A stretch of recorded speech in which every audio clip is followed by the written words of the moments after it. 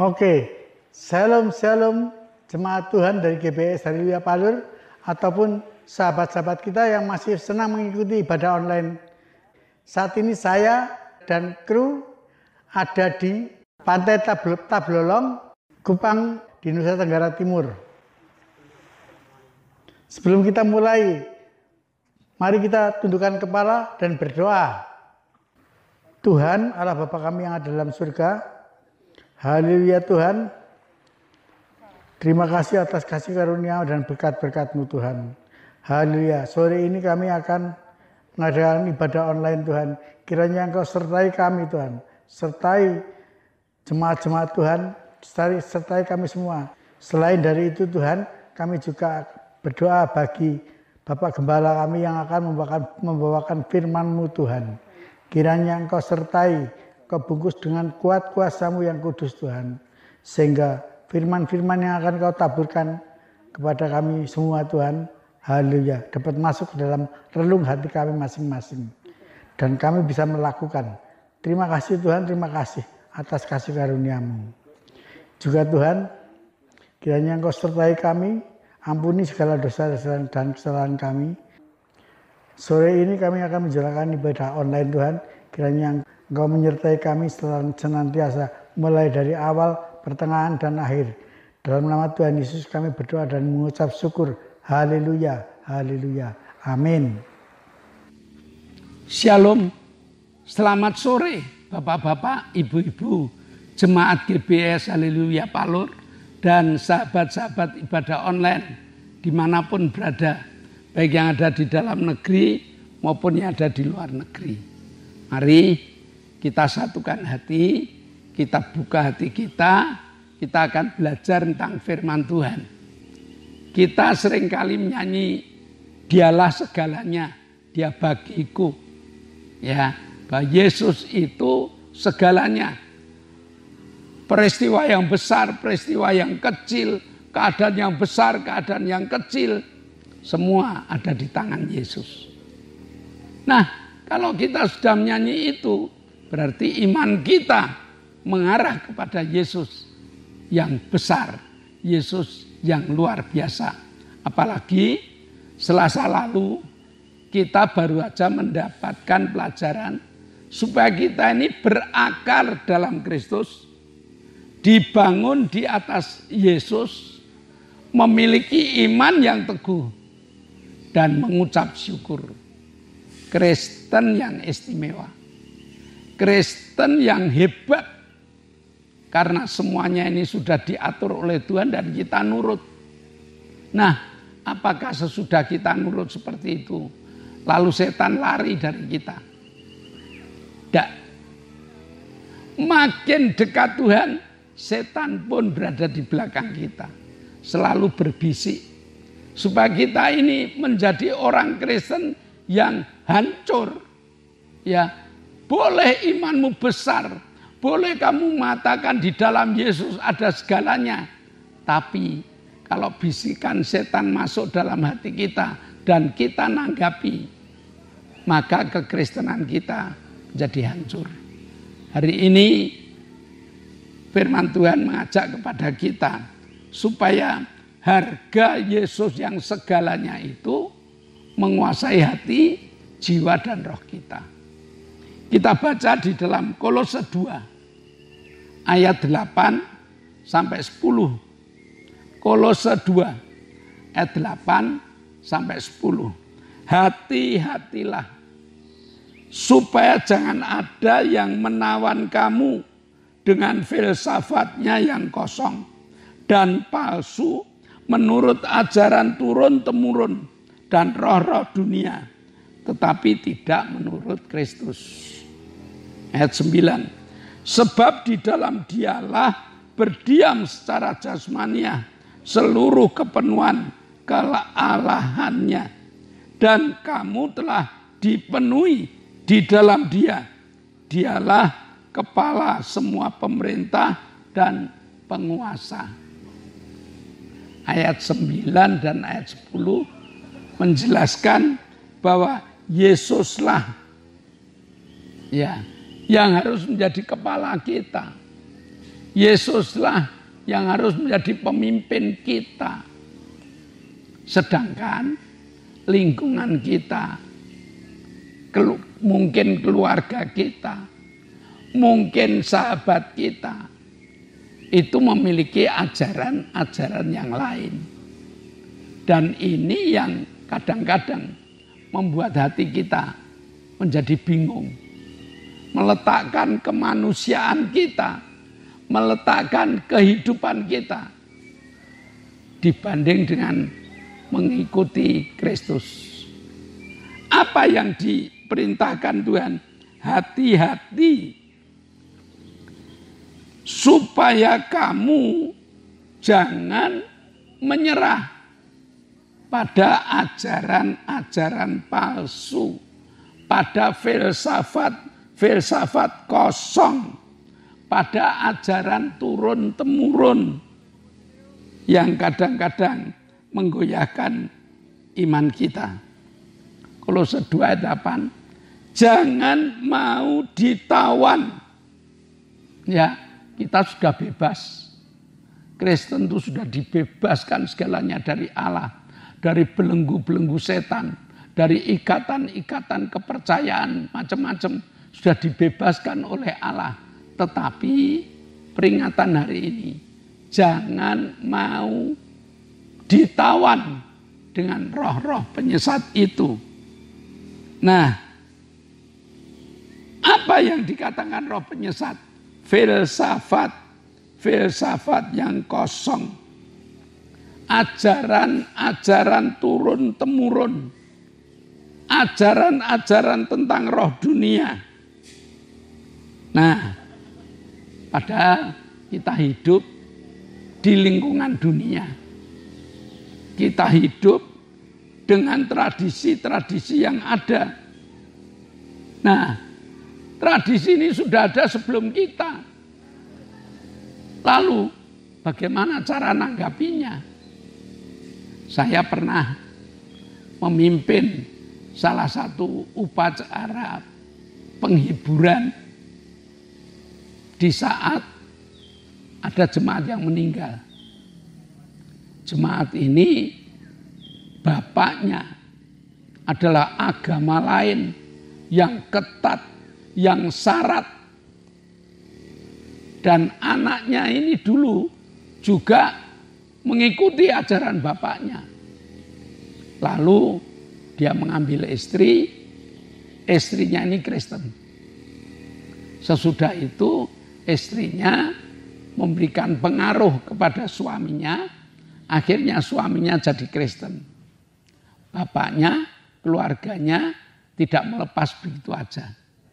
Dia tetap diawasi. Boleh Kristen, tapi tidak boleh ini, tidak boleh itu. Tapi karena istrinya ini orang yang setia pada Tuhan, orang yang mengenal ajaran Kristus, maka pengaruh istrinya ini membuat suaminya menjadi Kristen yang militan. Nah, ujian terjadi. Bapak yang memiliki kepercayaan lain ini meninggal. Lalu malamnya saya disuruh mengadakan ibadah penghiburan. Nah, di tengah-tengah ibadah penghiburan ini, keluarga yang masih agama lain ini memiliki upacara juga. Setelah selesai Kristen, mereka memiliki upacara. Nah, upacara ini harus diikuti oleh semua anak, cucu, dan menantunya. Dia harus keliling peti, sampai depan peti dia harus hormat. Dia harus keliling peti lagi, dia harus hormat berapa kali gitu. Nah, sang istri yang Kristen beneran ini, dia bingung.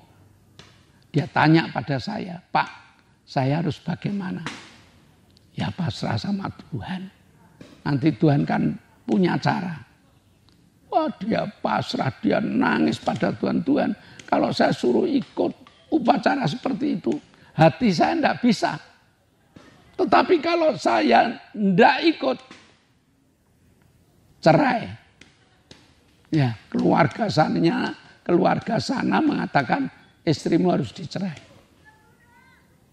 Dia bingung antara mempertahankan rumah tangganya dan antara harus mengikuti upacara dari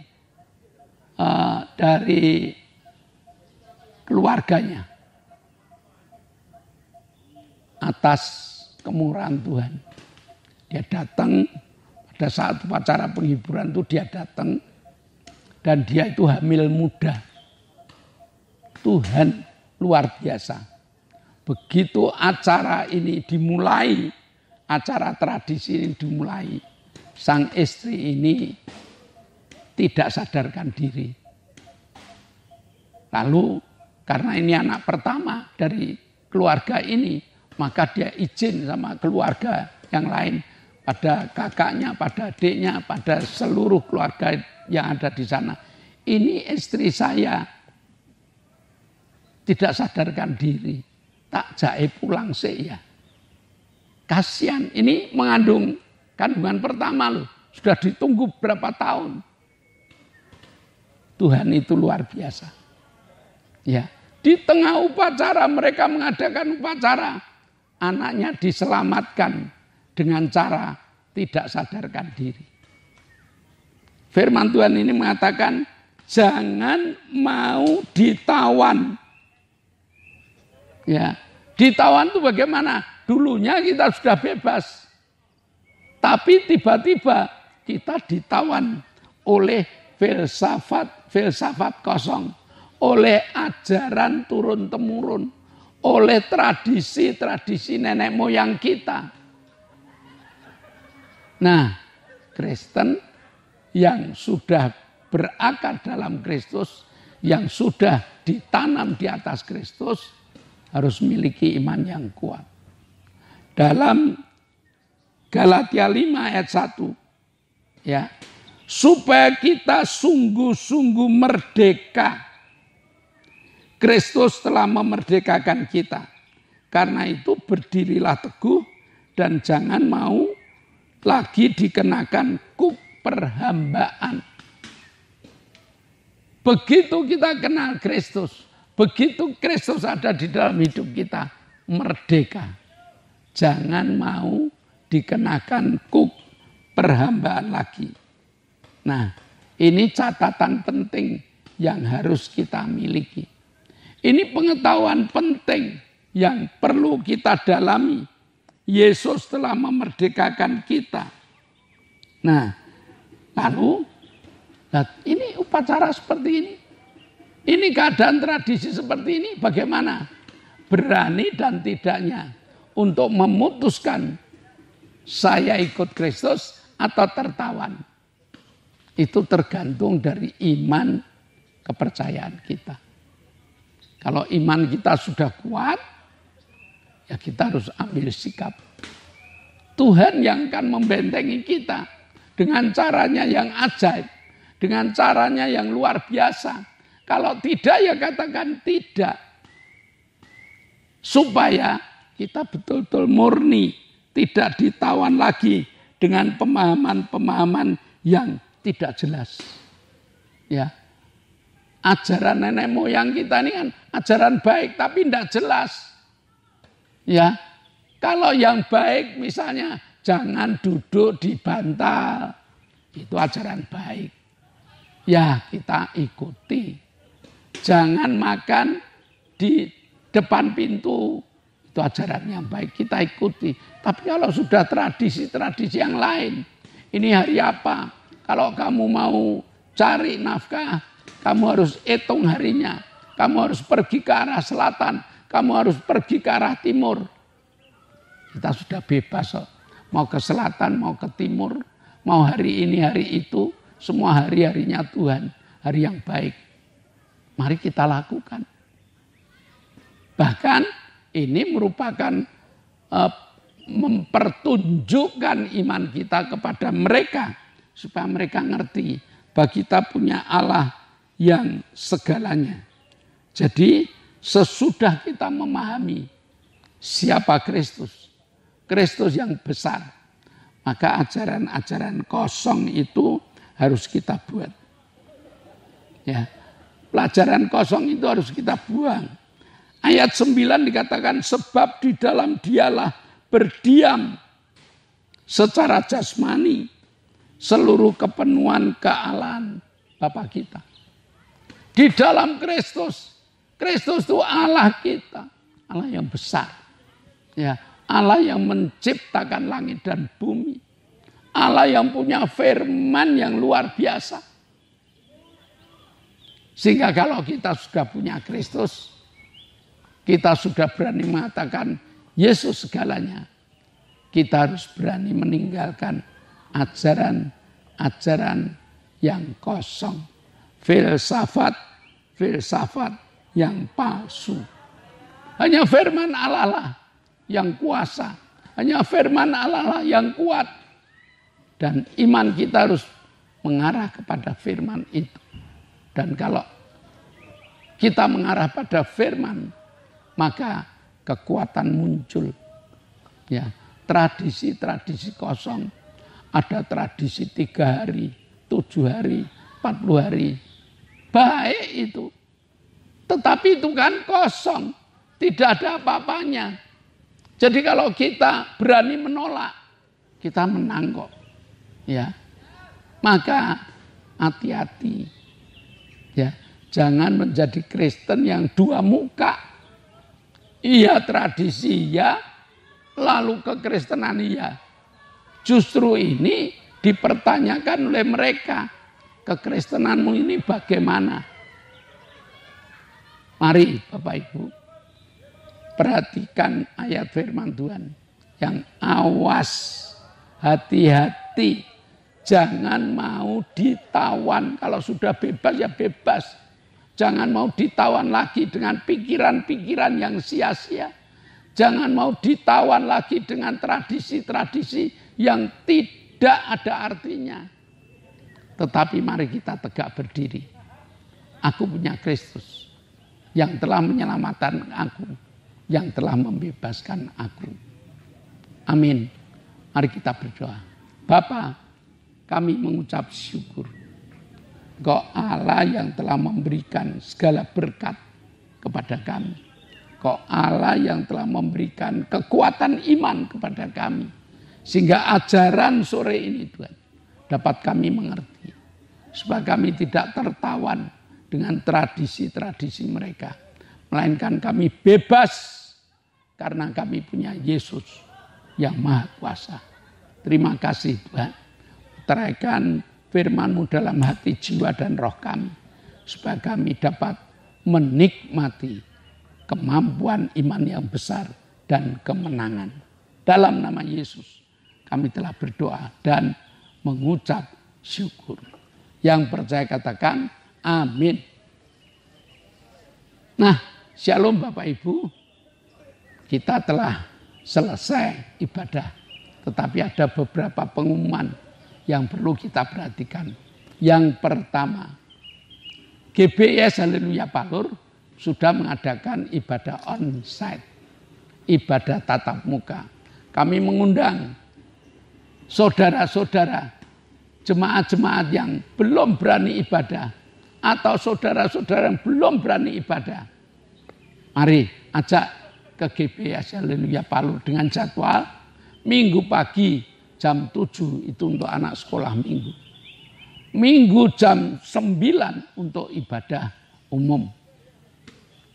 Tiap hari Selasa ada ibadah pendalaman Alkitab dimulai jam 6 sore. Tiap hari Jumat ada 2 kegiatan. Yang satu kegiatan permata, persekutuan rumah tangga. Yang satu kegiatan cabang. Permata mulai jam 6, cabang mulai setengah 7. Adalah Bapak Ibu jemaat semuanya pilih di cabang atau pilih di permata. Supaya iman kita makin kuat. Tidak gampang tertipu dengan filsafat yang kosong. Sabtu ada youth, ada ibadah kaum muda, youth revive, mengundang anak-anak muda untuk belajar berorganisasi. mengundang anak-anak muda untuk belajar firman Tuhan dengan segala macam metode kemudaannya. Nah, bagus Bapak Ibu. Kirimkan putra-putri Bapak Ibu untuk mengikuti Youth Revive. Supaya mereka punya pengalaman hidup yang luar biasa. Nah, saya rasa pengumuman, masih satu, doakan ibadah online. Agar ibadah online tetap jalan. Krunya sehat, alatnya awet. Doakan saya yang hari-hari ini terserang radang tenggorokan. Sehingga suara kurang jelas. Amin. Mari kita berdoa. Bapa, kami mengucap syukur. Engkau Allah yang hebat, yang luar biasa. Yang memberikan pelajaran kepada kami tentang hebatnya Yesus. Engkaulah segalanya. Sebentar kami akan pulang. Tapi kami boleh berdoa untuk teman-teman kami yang membutuhkan Engkau. Ibu Gito yang sakit kaki dan juga kadang-kadang sesek. Ibu Mintarsih pasca operasi usus yang belum bisa ke gereja. Ibu Arin yang tulang-tulangnya rapuh. Bapak Petrus Sutresno yang gagal ginjal.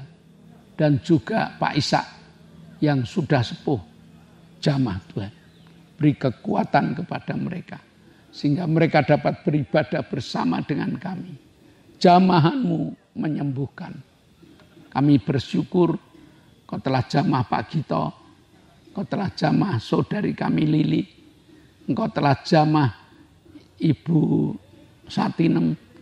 Engkau telah jamah Ibu Bambang. Mereka telah kau sembuhkan. Dan mereka siap untuk menjadi saksi. Terima kasih Bapak. Sebentar kami akan pulang. Hantaran pimpin kami. Supaya kami sampai di rumah dengan selamat. Jemaat yang dikasihi Allah. Kedangkanlah tangan. Nikmatilah segala berkat yang Allah kirimkan untuk engkau. Karena saat ini Allah telah membuka tingkap-tingkap langitnya. Mencurahkan segala berkatnya. Terimalah berkat. Untuk rumah tangga, untuk usaha pekerjaan, untuk rancangan-rancangan hidup. Berkat jasmani, berkat rohani terus mengalir, dan mengalir limpah. Sampai setiap orang mengatakan engkau diberkati. Dan jika kita pulang, bawalah berkat dari Allah Bapa, cinta kemurahan dari Tuhan Yesus Kristus, serta persekutuan Roh Kudus menyertai engkau. Mulai hari ini, sampai Maranatha, Tuhan Yesus datang yang kedua kali. Yang percaya katakan, amin. Shalom, Tuhan memberkati.